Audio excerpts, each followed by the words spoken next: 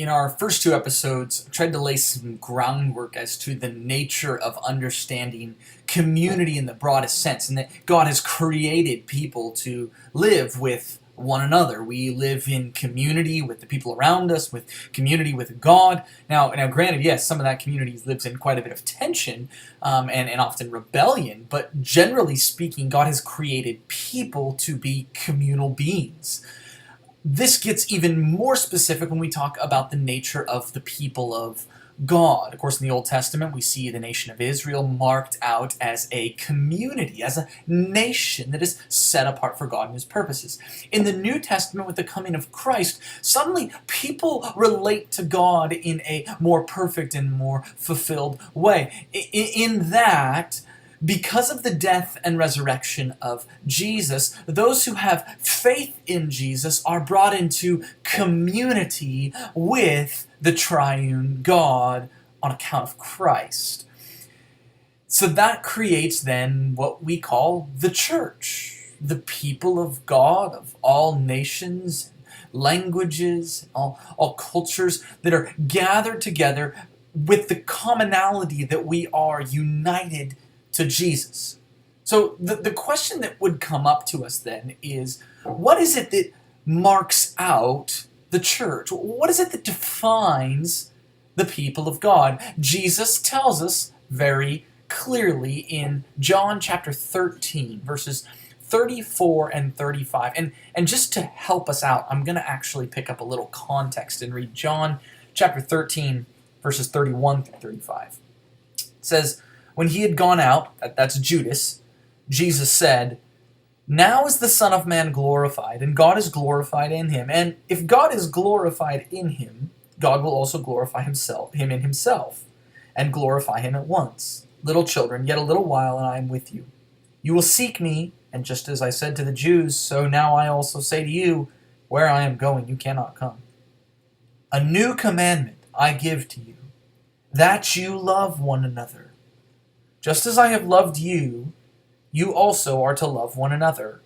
By this all people will know that you are my disciples, if you have love for one another." This is the new commandment, that we love one another. So, what's so new about this new commandment? Well, in one sense, nothing. Right? God has always commanded His people to love one another. Right? The nation of Israel was commanded this way. We've even looked before at how loving your neighbor as yourself is exactly the design of God for His people. So there's nothing new in that sense. It wasn't that God before didn't care if we loved people. God has always commanded us to love one another. So what's so new about the new commandment? Well, it has to do with what Jesus said was going to happen. He was going to leave. In John chapter 13, He's present on the earth with His disciples, but the next day He's going to be crucified on a Roman cross, and though 3 days later He would rise again, in 40 days He would ascend into heaven and leave this earth. Today, in 2017, Jesus Christ is not physically present on earth. Something dramatic has changed. Though Jesus has brought the gospel of God and the mystery of God to all peoples in His death and resurrection, He Himself is not physically present on the earth. But since Jesus wouldn't be physically present on the earth, how would the world know about Jesus? The answer is, He left behind His body. Not His physical body, a spiritual body, His church. Jesus left behind His disciples, so that those who follow Jesus would actually be a representation of Jesus to the whole world, which means the defining mark of the Christian church, the way in which Christians display Jesus to the world, is right here. It's a new commandment because it's a new distinction of the people of God. Jesus says, "By this all people will know that you are my disciples, if you have love for one another." See, how did people in the Old Testament know that the nation of Israel was God's treasured possession? Well, they were given laws that marked them out, like the Sabbath and circumcision.